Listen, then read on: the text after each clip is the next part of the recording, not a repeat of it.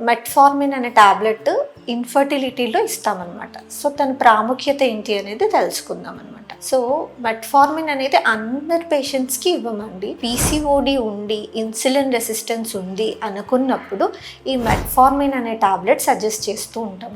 కొంతమంది భయపడిపోతూ ఉంటారు, మేడం నాకు డయాబెటీస్ ఉందా, షుగర్ ఉందా, నాకు షుగర్కి సంబంధించిన టాబ్లెట్ ఇచ్చేసారేంటి, నాకు షుగర్ ఉందని మీరు చెప్పలేదేంటి అని ఒక భయపడిపోతూ ఉంటారనమాట. సో భయపడాల్సిన అవసరం లేదండి. పీసీఓడి అనేది హార్మోన్ సమస్య అనమాట. సో ఎండోక్రైన్ డిస్టర్బెన్స్ అనేది ఉంటుంది, దాంట్లో ఇన్సులిన్ రెసిస్టెన్స్ అనేది ఉంటుందన్నమాట. ఆ కండిషన్లో ఇన్సులిన్ రెసిస్టెన్స్ని తగ్గించడానికి మెట్ఫార్మిన్ అనే టాబ్లెట్ అనేది ఇస్తూ ఉంటాము.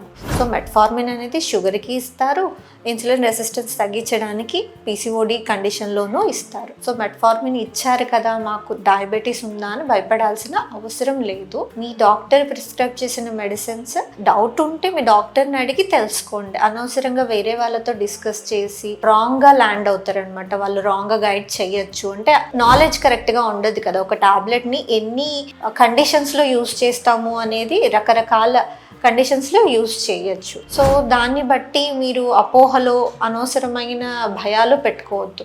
ఏదైనా డౌట్ ఉంటే మీ డాక్టర్ని అడగండి, వాళ్ళు క్లారిఫై చేస్తారు. థ్యాంక్ యూ అండి. Thank you for watching.